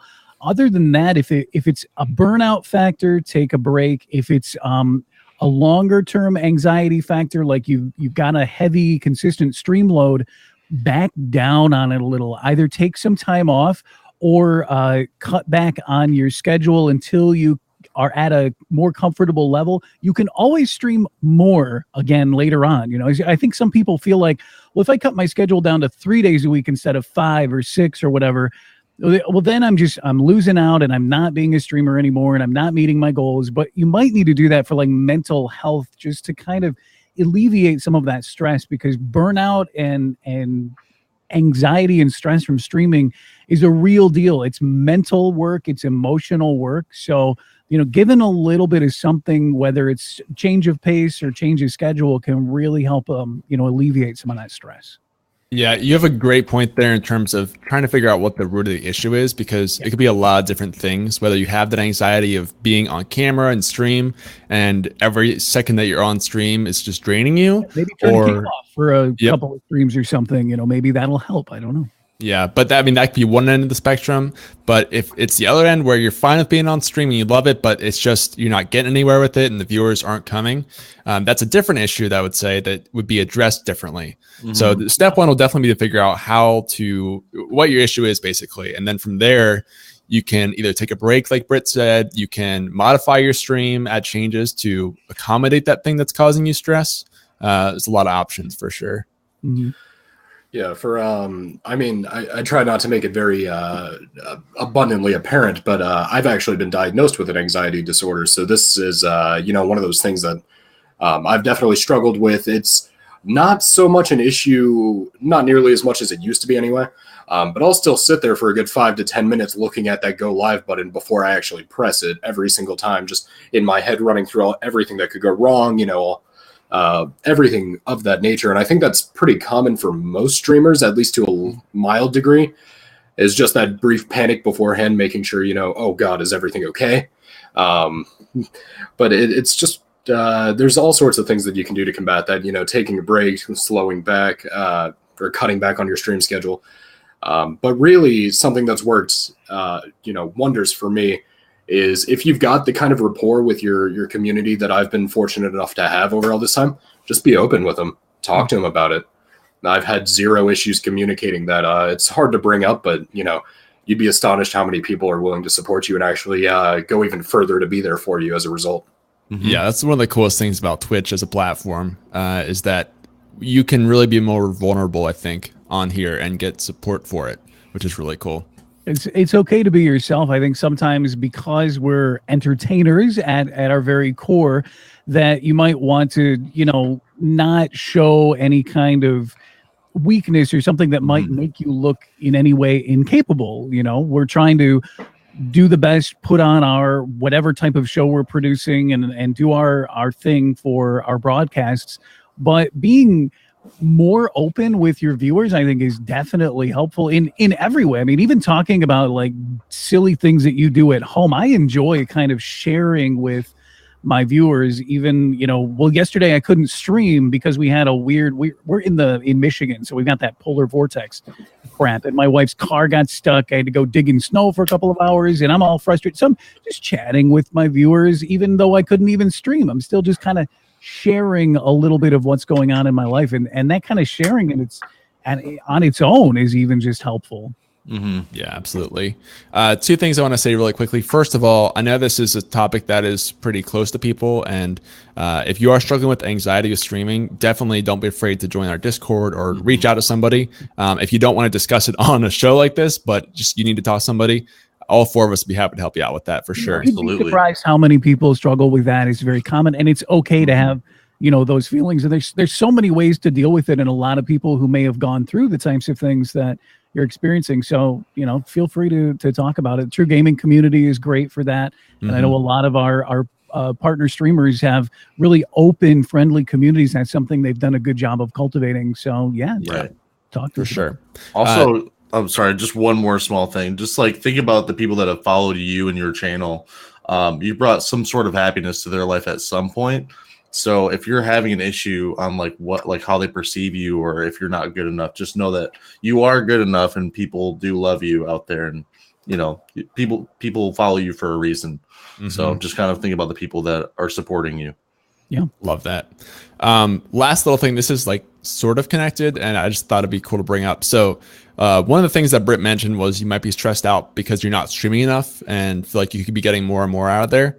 I did like this little mini test study thing with a site called Soynome, and I looked at 1,000 of the most recent partnered streamers, and on average they stream for 20 hours a week. So basically that means that if you are looking to get partnered, which is the big goal for most people, you really don't need to stream more than 20 hours a week on average based on the data of that stuff. So hopefully that might make you feel a bit better about your stream. If I could be streaming for 40 hours a week. Well, you don't need to based on all these other guys. So don't feel that pressure. A little bit of like a diminishing returns there.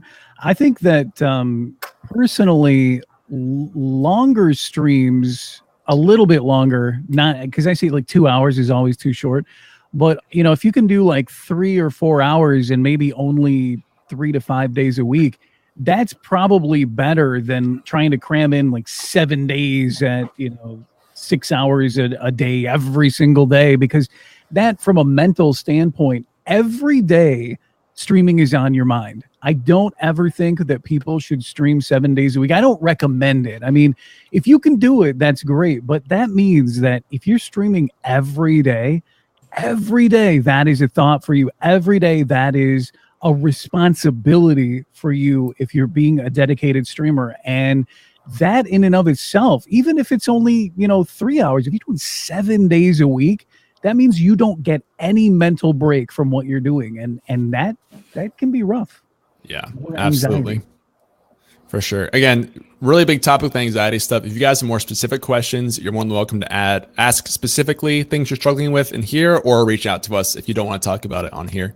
Totally understand. All right. So the questions are wide open right now, guys, if you want to jump in. But I had a thought while we're waiting here. So we talk a lot. This whole show is based on questions from viewers, right? On things they're struggling with. So I thought it'd be cool to ask you guys, actually, like, what are some things that you're thinking about with your stream that you're not sure about, that you like? I'll give you a second to think about it. So this is an example from me, right? We talk a lot about the answers on the show. One things I've been thinking about is, for YouTube, is it better for me to try and get more consistent content out, like once, twice, 3 times a week, or to wait longer and have more polished content? And that's an answer that I don't have yet. So I'm curious, do you guys have things that you're thinking through that you're not really sure what to do right now? Maybe a schedule issue, or something you want to do with your stream with a partnership, or what's something you've been thinking a lot about with your stream lately? MemoriiCard, do you have something?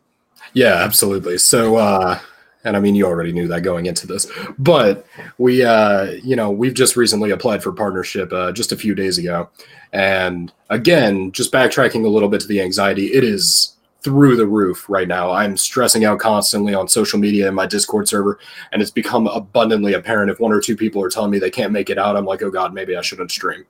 During the review period is the most crucial time, because that's when you have the chance of somebody actually coming in live and experiencing a stream, and you want to blow them away with your support. And, it just makes it, I don't know, kind of rough to want to go live. If I'm not expecting one of the best streams I've ever had, and it's just stress that I'm putting on myself that I shouldn't, and it's really kind of unfair for my community as well. Right. So, well, I think that's important to hear, because someone in the chat was just saying the exact same thing, right? Like, oh, I struggle to even go live some days. So here's MemoriiCard, who's just applied for partner and is still having the same issue. So if you guys feel these anxieties, you're not alone. That's what I kind of want to establish with these types of questions from us here. Vel or Brihtwulf, you guys have anything you would think a lot about lately, or questions you're working through? Yeah, I mean, if you go and look up how to be discovered on Twitch, every single person who calls himself a stream coach or something of that sort says that you need to find a way to create content other than just streaming. So I've been watching a lot of videos on it, and they all say you should brand yourself as something. Like, you should provide a service on a different platform that's different than Twitch.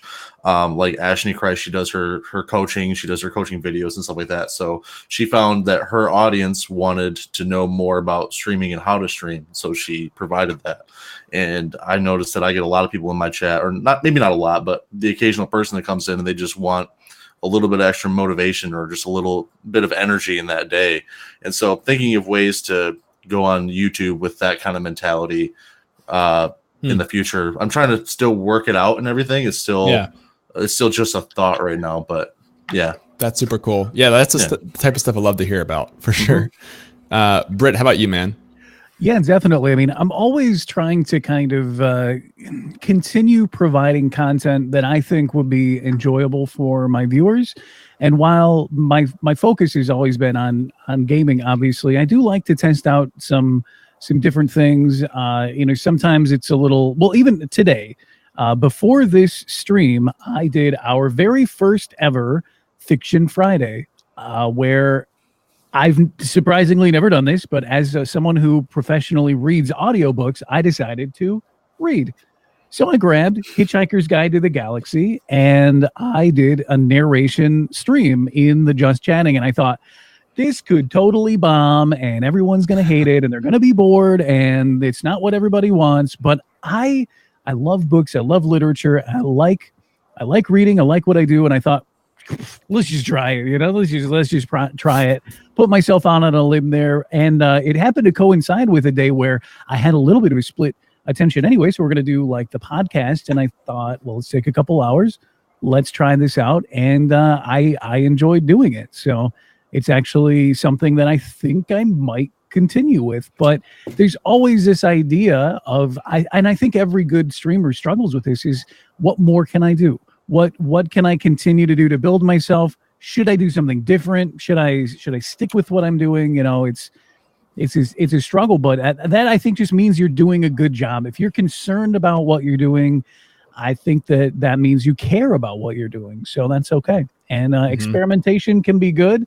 And I'm pretty happy that I took the chance. It was very nerve-wracking, and I was worried that it was going to be a flop, but it was fun. Yeah, it's one thing I forgot to mention is I wanted to talk about that because I hadn't heard of anyone ever doing just reading books on stream before. So yeah, same here. And I thought, well, why the heck not? So it was received pretty well overall, or you enjoyed it? It was received pretty well. I made sure that that our viewers, and particularly regulars and subs, were very involved in like the decision-making process and the book selection process and everything. And I got input. I took a week getting input from everybody. And then I put a poll up about the book choice. And then eventually the one that won the poll vote, I chose to do that. And, you know, so I got some feelers out there for a little bit before I just jumped into something out of nowhere, because I wanted to make sure it was at least an idea where people were like, sure, I'd at least check it out. If I gave the idea and they were like, that's boring, don't ever do that, you know, I probably would have skipped it. But, you know, a decent enough amount of people said, hey, that sounds relaxing for a Friday, basically like hanging out, listening to an audiobook, but it's live. Oh, give it a shot. So, yeah. Right. Actually, interesting question from Suchikuchi. Said that they would do the same thing, but they're worried about copyrights. Are you worried about copyrights at all?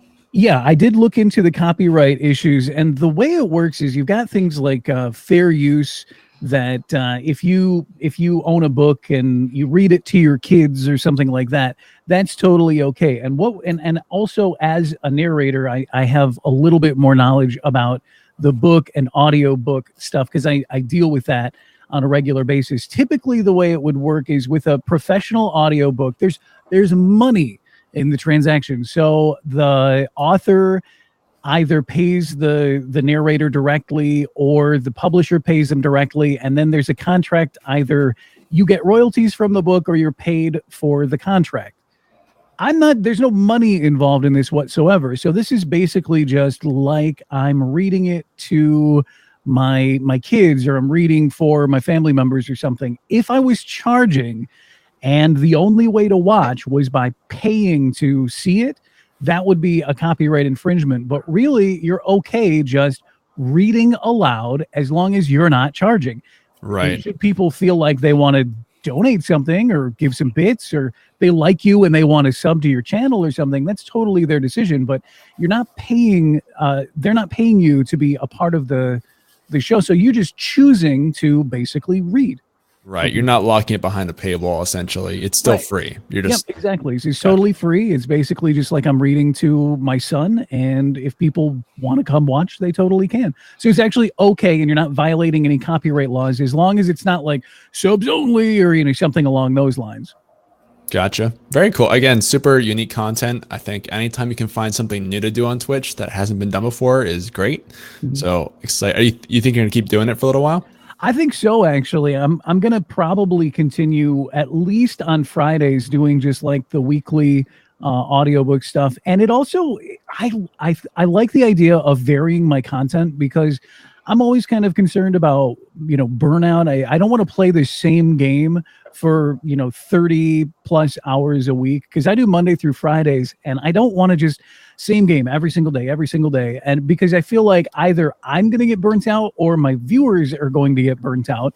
So while I also don't want to just do something different every day so it becomes chaotic, I try to strike a balance between variety and consistency where people feel comfortable that my stream isn't chaotic, but I also have a variety of content that, you know, keeps things a little fresh, both for me and for viewers. And right. I think this is going to be a fun addition, and I could definitely see myself continuing forward with it as long as it seems positive with my viewers. Gotcha. Very cool. Well, I'll definitely be following that, and excited to see what comes out of it for sure. All right, so I had a question from Prince Athos 646. Oh, hey, Prince. A couple questions, I think, actually. Okay, basically, he has had some issues with streaming lately. He just recently got affiliate. Okay, there's two questions he has here separately. Basically, the first one is, with my new tower, I don't have a camera and no second monitor. Should I stream? So basically, very limited setup. I don't have a camera. I only have one monitor. Should I still try to stream, or is it not worth it at that point?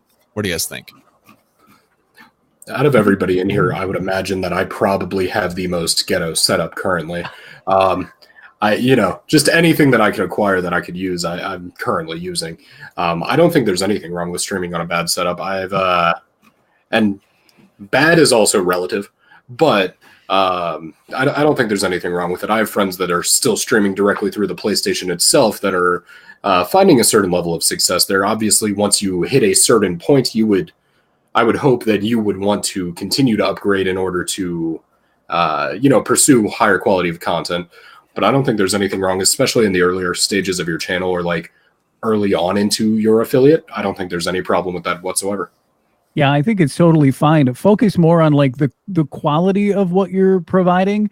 You don't, you talk about like the second monitor. Use a phone or a tablet or something as an option if you don't have a second monitor yet. And then when you maybe get an extra $50, go buy a used monitor and hook it up.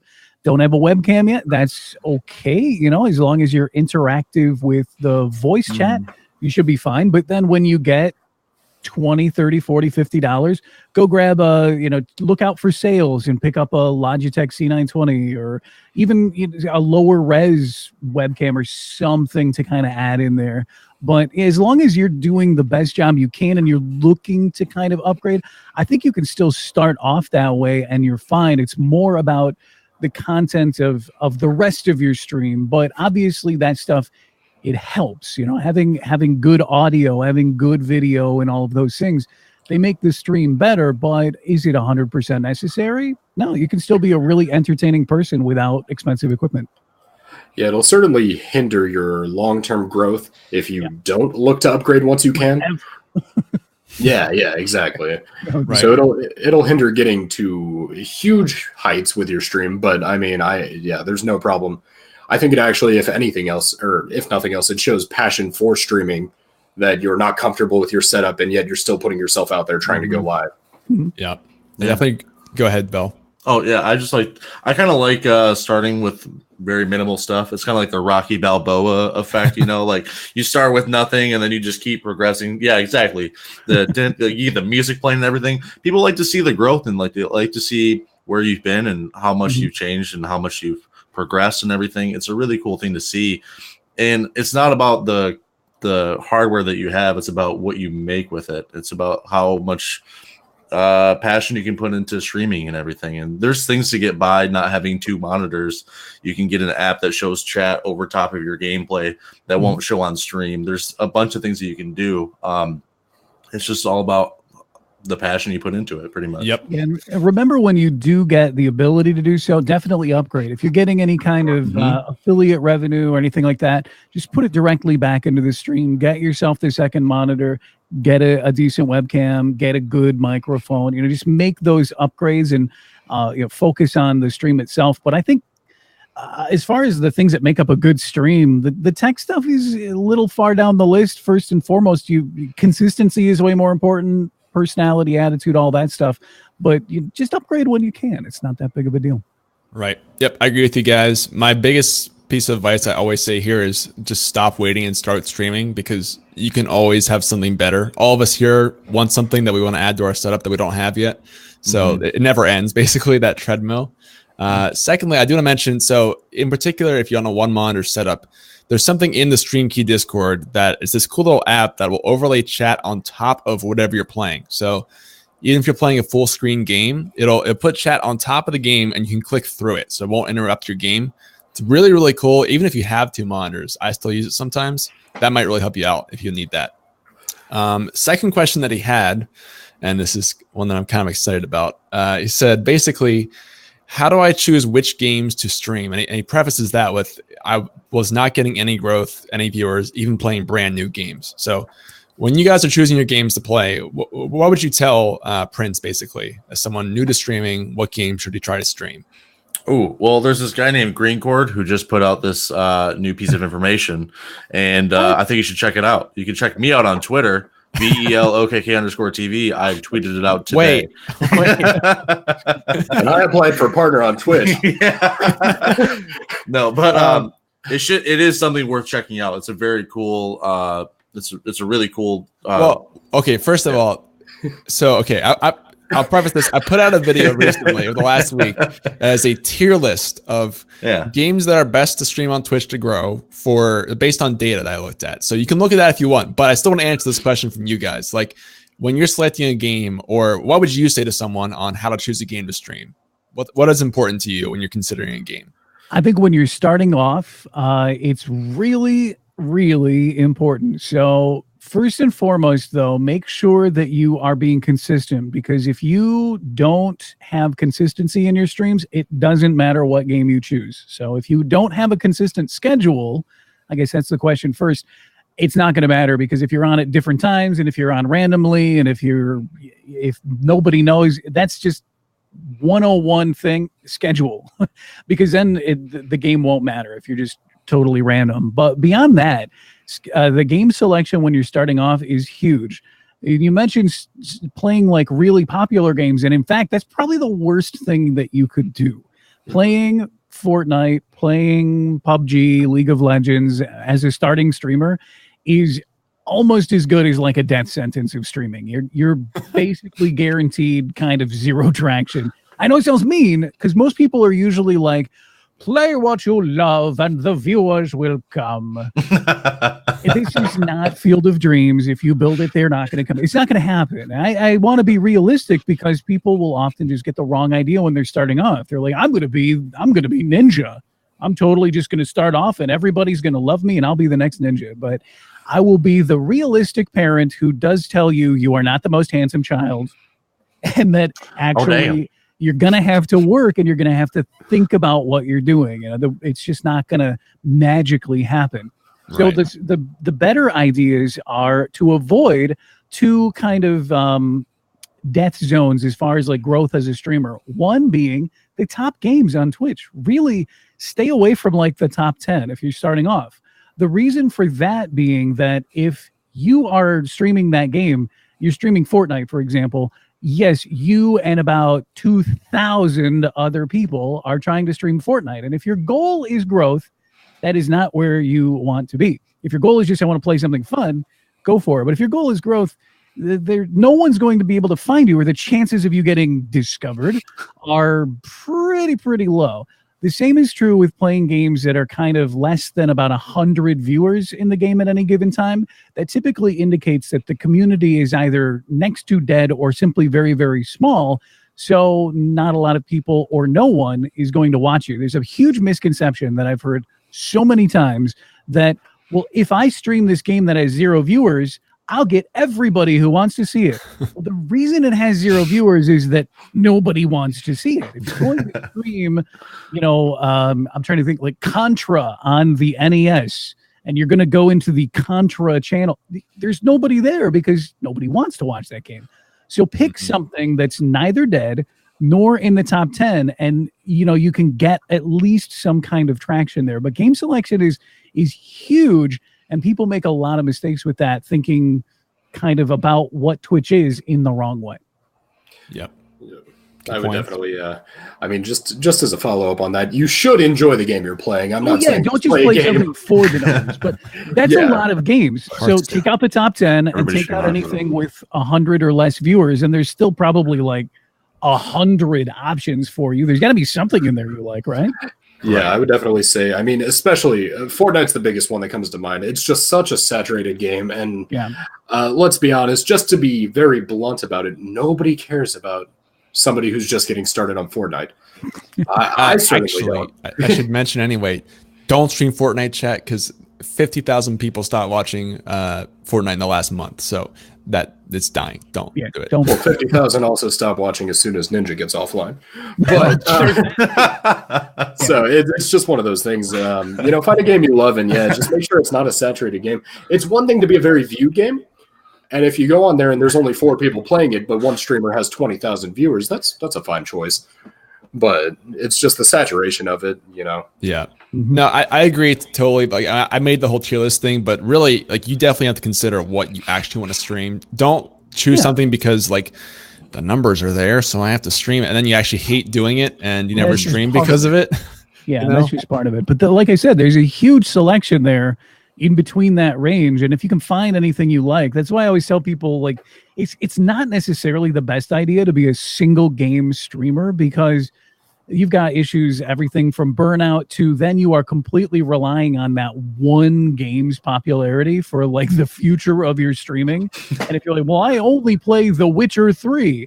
Well, yeah, you could play that for now, but like, what about when you finish it? You're going to keep restarting that game over and over and over again. Is that not going to drive you crazy?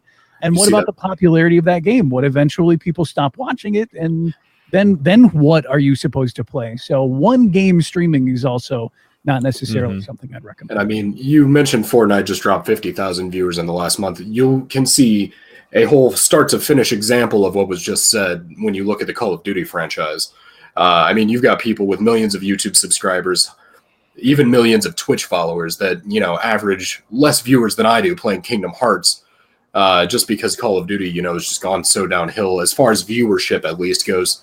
So it's the longevity of sticking with one franchise is kind of rough, and you're putting a lot of eggs in one basket there.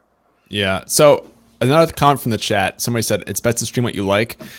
I always go back to it matters what your goals are too, right? Like, not everyone wants to become the ninja or someone who wants to grow a ton of viewers. Like, if you just want to stream and have fun with it and have some friends come hang out, then stream whatever the heck you want. Whatever. It depends on, like, if you really want to grow though, it's worth thinking through a bit more strategically what you want to stream. And you can still find a balance of something that makes sense to stream because of numbers and something you enjoy. That's the sweet spot. Yeah. So there's a game like I made this example the other day. There are MMOs that I love, but I'm not going to play Champions Online because my goals are not just to have fun. They are to have fun, but also, continue growing.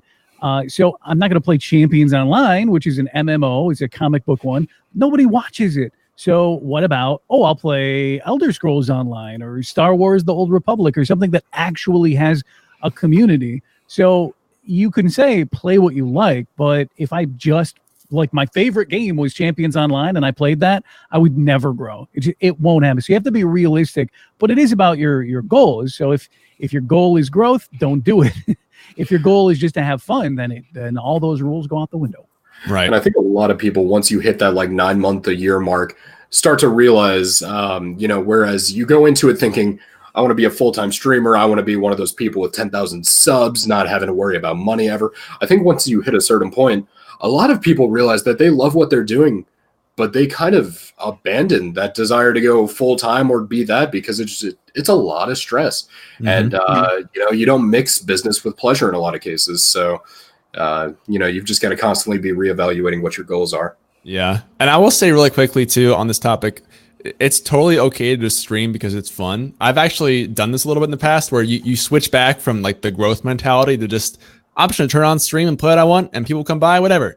That can actually be really fun just to do that. So don't feel like you have to be someone who's growing a brand, a business and whatever. If you just want to stream for fun, that's totally a viable option. It doesn't have to be all the time. I think even mixing that up is a cool idea where if your idea, look, me, for example, I kind of do the same where most of the time my thoughts are, okay, I want to continue doing something that's going to grow, and I want to make, sure that my, I don't know if you want to call it career, but like my time as a streamer is forward progress. But there are times where I'm just like, oh yeah, this new game came out and I'm totally going to get buried, but screw it. It's going to be fun. I don't care. I'm going to play this for like a week. I don't even care. Or, hey, this weird obscure thing came out and I don't care. I'm playing it today. That doesn't mean that like I have to do that all the time, but yeah, once in a while, it's really freeing. Like Green said, just to kind of kick back and go, you know what? The hell with it. I'm playing this game today. Yeah. I think it almost builds further rapport and connection with your core audience because a lot of people will still come out there when you're just playing random one-off games, and that's true. You're going to get your core viewers and regulars. They're still going to come watch. So. Yeah, like this is not a black and white issue, right? Like there's all sorts of ranges of streaming fun versus streaming something strategic versus like you can find both, like I said, but point being, like, sometimes it's worth it to try to have more fun with your stream and not be so bogged down by the numbers and the data and the growth and all that. Relax, guy. Yeah, for sure. And last thing, I will add this on. If you guys really have no idea where to start with games and you're totally lost, then I would recommend you check out the video that I made. I'll link to the StreamKey Discord server, which I recommend you join anyway if you're watching.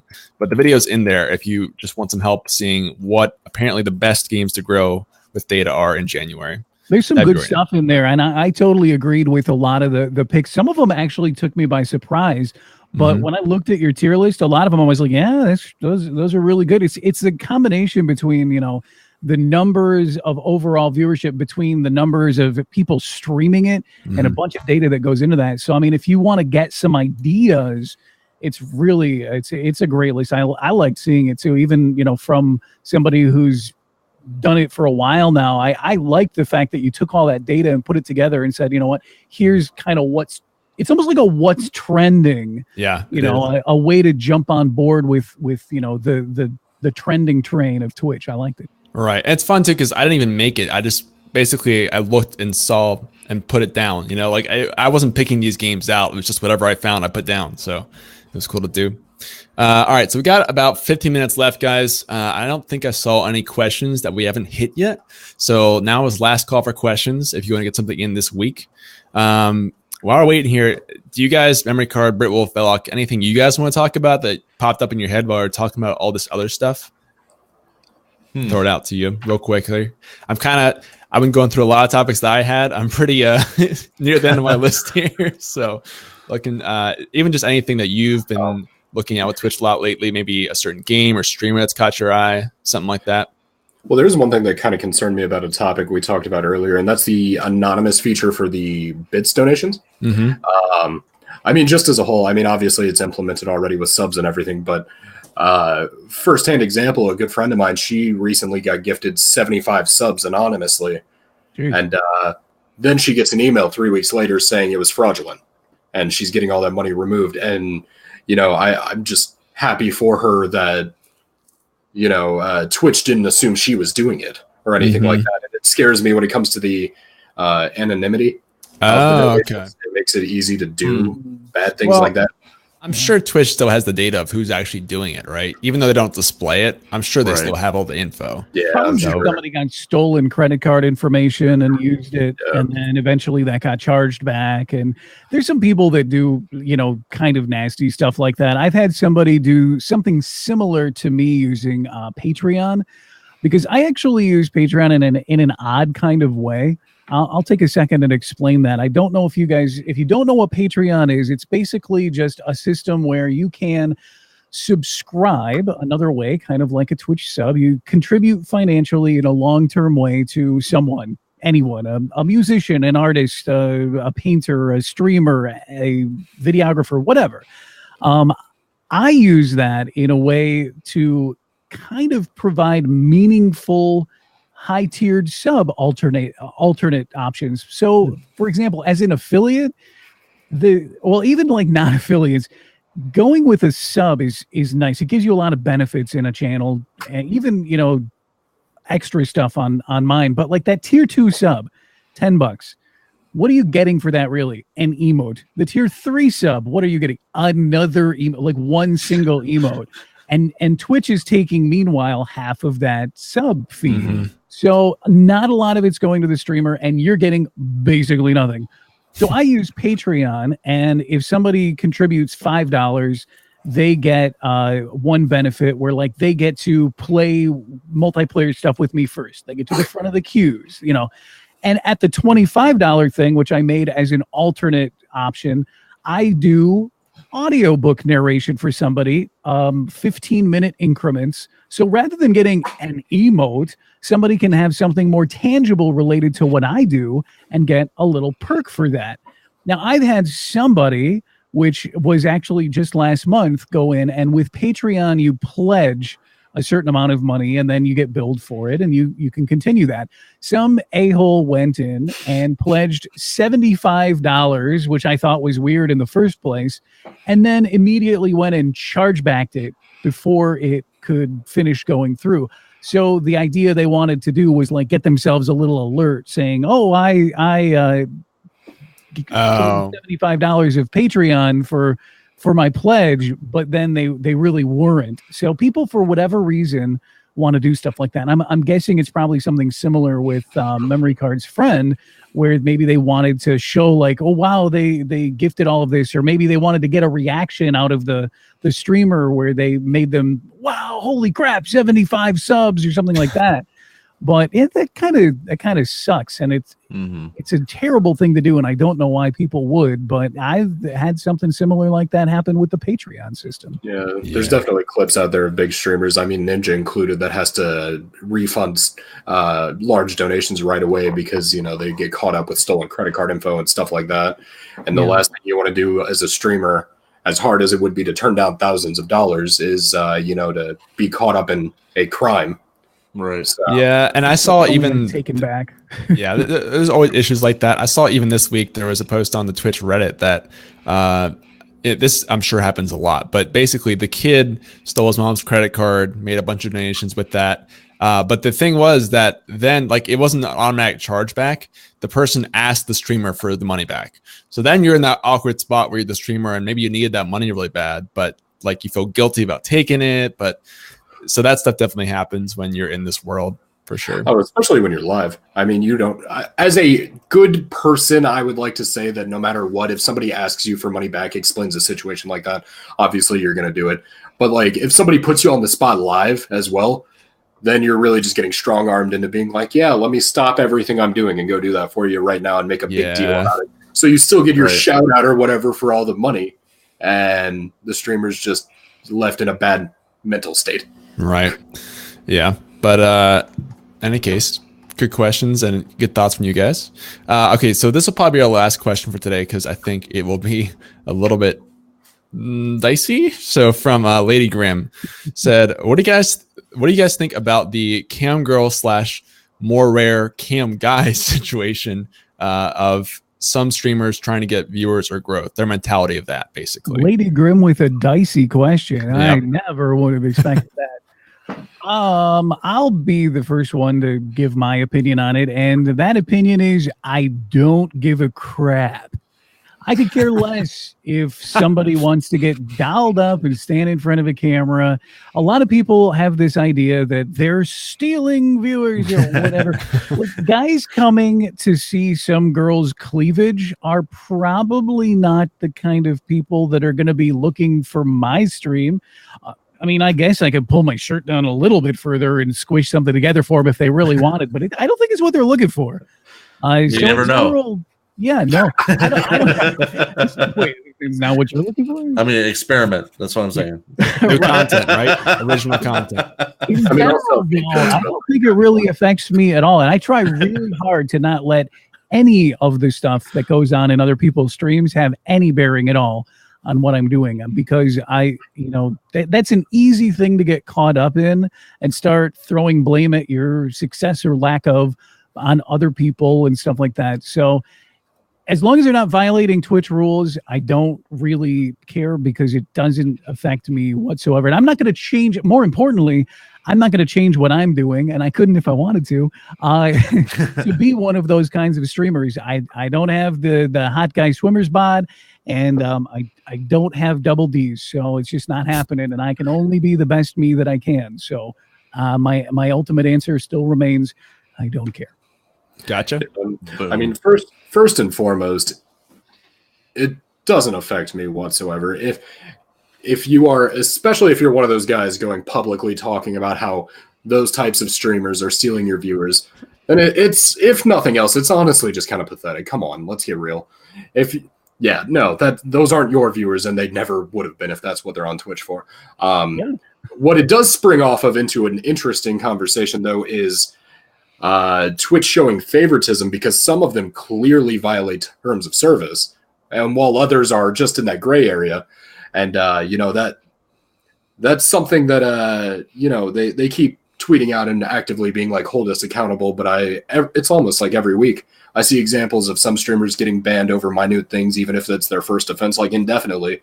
And I see streamers getting, for instance, 7-day bans for calling a suicidal girl just recently and telling her to kill herself.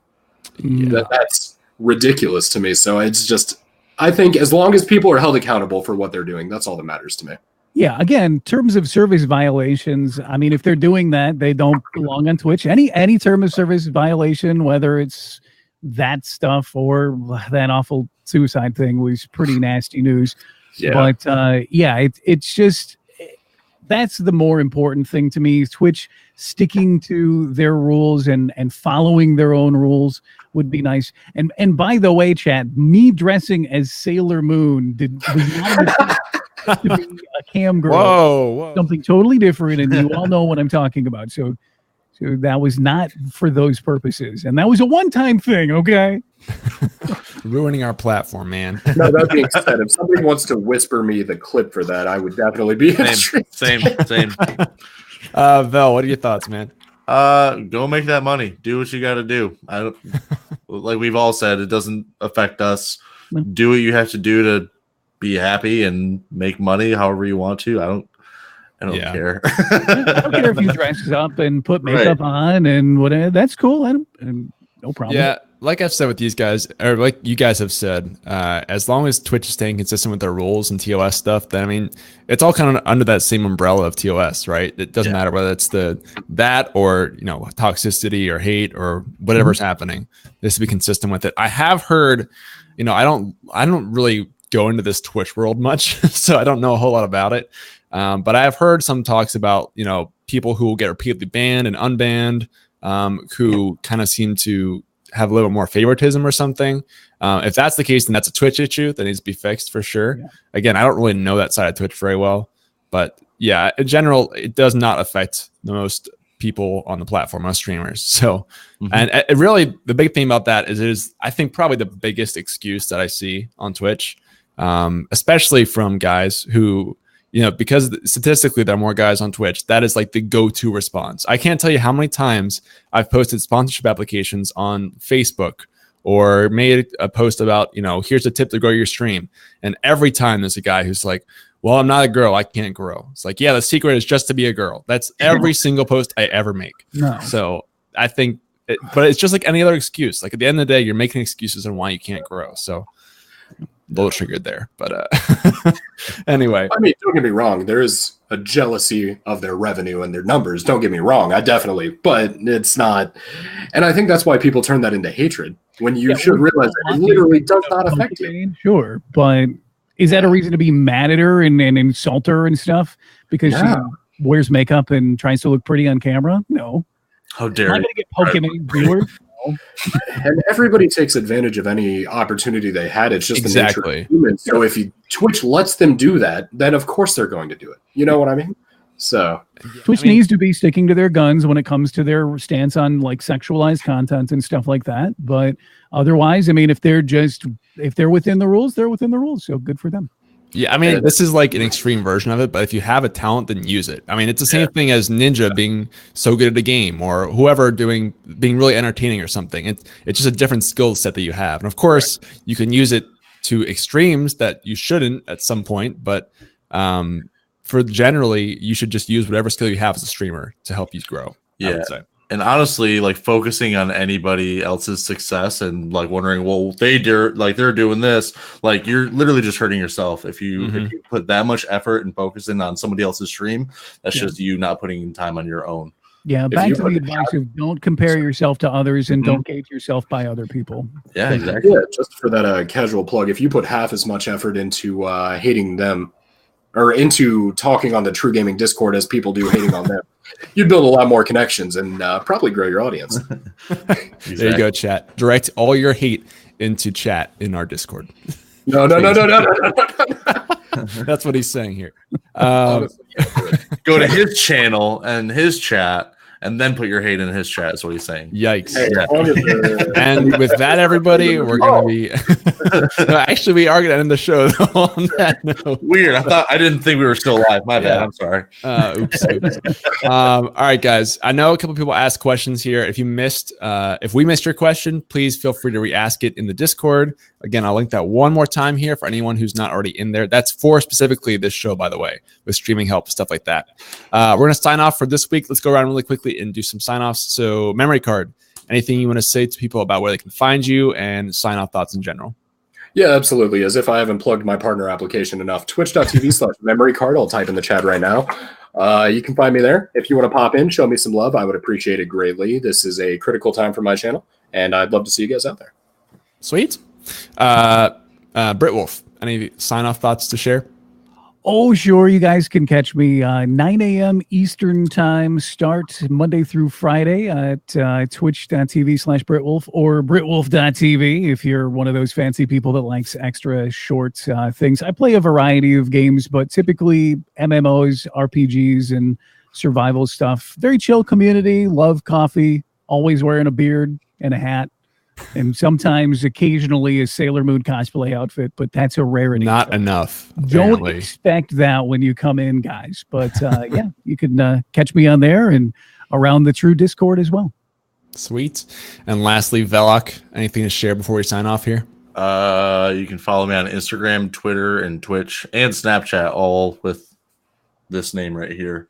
VELOKK_TV. I stream Sea of Thieves a lot recently.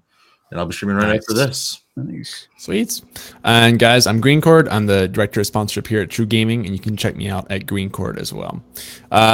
Last thing, I'll link the Spotify link. Guys, this is a podcast we do twice a week. We're 89 episodes in now or something. Wow. 100's coming up soon. Wow. So check it out there for all the other episodes with lots of topics like this. And we'll be back here probably next Thursday, I would guess. Thursday and Friday as well. So we'll see you guys there. Have beards. Yes, always. Even yep. I don't think there's been anyone who hasn't had a beard on this show. So we're gonna raid White Shadow, I guess, while we're signing off here, and then we'll see you guys later on. So adios. Thanks for being here, guys.